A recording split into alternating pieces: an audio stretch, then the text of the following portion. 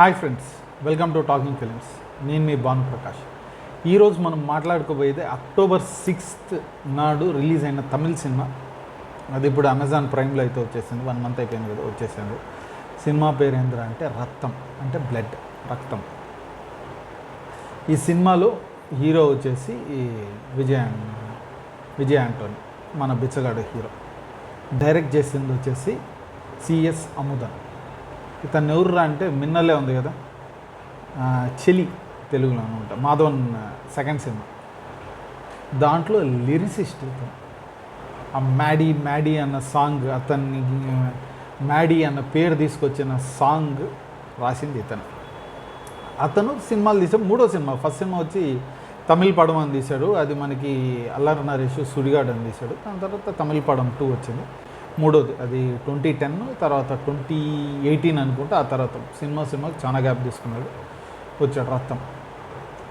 ఈ cinema story లైన్కి వచ్చాము అంటే, మన విజయ్ ఆంటోనీ ఒక ఆల్కహాలిక్గా కనిపిస్తాడు. కాకపోతే అతను ఒకప్పుడు ఒక మంచి మ్యాగజైన్కి అతను చీఫ్ ఎడిటర్. అతను ఆల్కహాలిక్, ఒక కూతురు ఉంటుంది. ఎందుకంటే వైఫ్ చనిపోయింది వీడి వల్ల అని వాడు ఫీల్ అవుతూ ఆల్కహాలిక్ అవుతాడు. మళ్ళీ అక్కడి నుంచి లేదు, లైఫ్ నేను మార్చుకోవాలా అన్నట్టు వచ్చి అదే కంపెనీలో, ఇది ప్రెస్లో, మ్యాగజైన్ దీంట్లో అతను ఒక చిన్న ఎడిటింగ్ దీనికి జాయిన్ అవుతాడు. ఒకానొకప్పుడు వాళ్ళ ఫ్రెండ్ చనిపోయిన దాన్ని చూస్తూ ఇతను ఒక కొత్త క్రైమ్ని, ఈయన ఇన్వెస్టిగేటివ్ జర్నలిస్ట్ కాబట్టి ఒక కొత్త క్రైమ్ని కనుక్కుంటాడు. ఆ క్రైమ్ ఏంది, ఎలా జరుగుతుంది, ఏమి కథ అన్నది సినిమా అంతా. కాకపోతే సినిమా చూసినప్పుడు నాకేమనిపించింది అంటే, స్టార్టింగ్ ఏం జరుగుతుందని. ఎందుకంటే కోల్కతాలో ఓపెన్ చేసుకుంటాడు, ఇక్కడ క్రైమ్ చూపించేస్తాడు. ఫస్ట్ ఒకటి వీళ్ళ ఏదైతే ప్రెస్లో ఉంటుందో, మనోడు ఫ్రెండ్, విజయ్ ఆంటోనీ ఫ్రెండ్, కలిసి పెరిగిన అతను, ఇన్ఫ్యాక్ట్ బ్రదర్ అనుకోవచ్చు. అతను ఒక రాజకీయ నాయకుడి పైన ఏదో న్యూస్ వేశాడు అనేసి అతను ఒకడు పొడిచి చంపేస్తాడు. ఆ పొడిచి చచ్చిపోయినప్పుడు వాళ్ళ ఫాదర్ నీలర్గల్ రవి అతను వెళ్తాడు అనమాట, కోల్కతాకి ఎత్తుక్కుంటూ వెళ్ళి మనోడిని కలిసి నువ్వు రావాలా ఇది అదని చెప్పి. అదంతా మనోడు వచ్చి, ఇది దాదాపు ఒక 50 minutes ఆఫ్ ఫిలిం.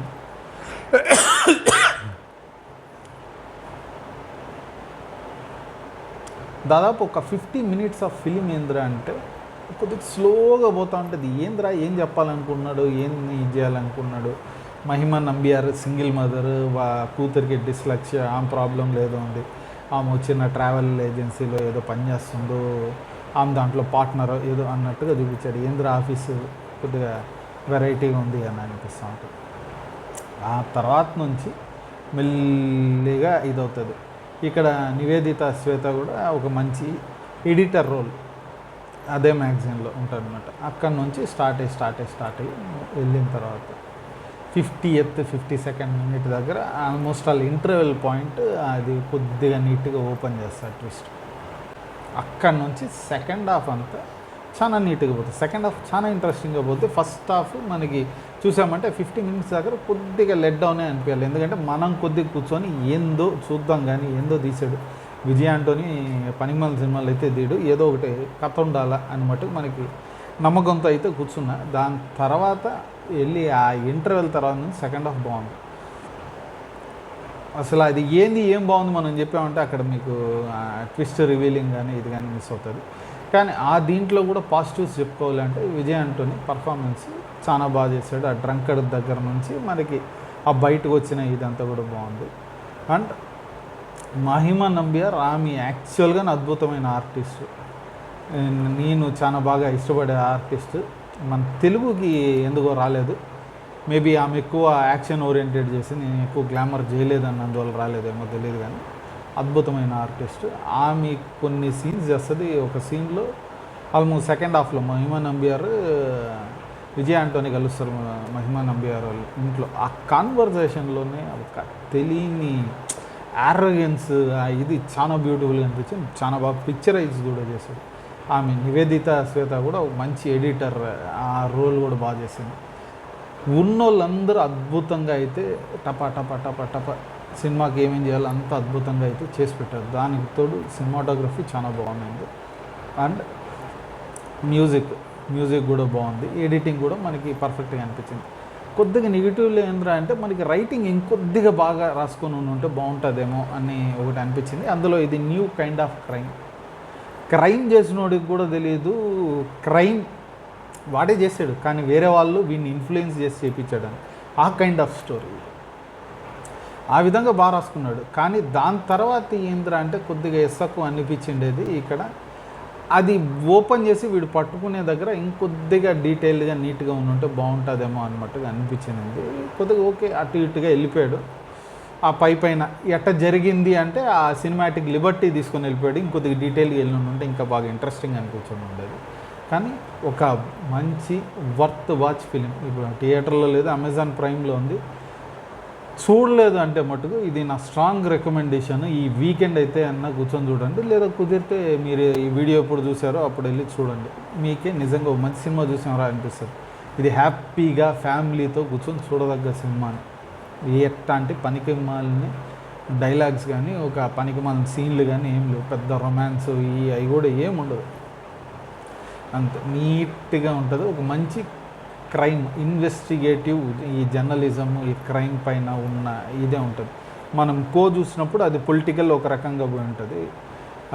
కో అంటే తమిళ సినిమా, తెలుగులో కూడా వచ్చింది, పేరు గుర్తురాట్లేదు. ఇది కూడా ఇంచుమింటూ ఒక జర్నలిస్టు ఒక క్రైమ్ని బయటకు తీసుకొచ్చే సినిమాను, అద్భుతమైన సినిమా.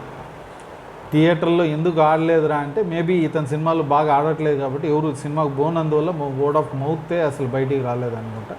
కానీ ఈ వీడియో చూసిన తర్వాత అయితే మీరు సినిమా చూసారంటే మీరు ఖచ్చితంగా మంచి సినిమానే తీశారు. థియేటర్లో ఇది కొద్దిగా మంచిగా పబ్లిసైజ్ చేస్తుంటేనో పెద్ద స్టార్ చేస్తుంటేనో మటుకు బీభత్సమైన బ్లాక్ బస్టర్ అయ్యే కంటెంట్ ఉన్న సినిమా ఇది.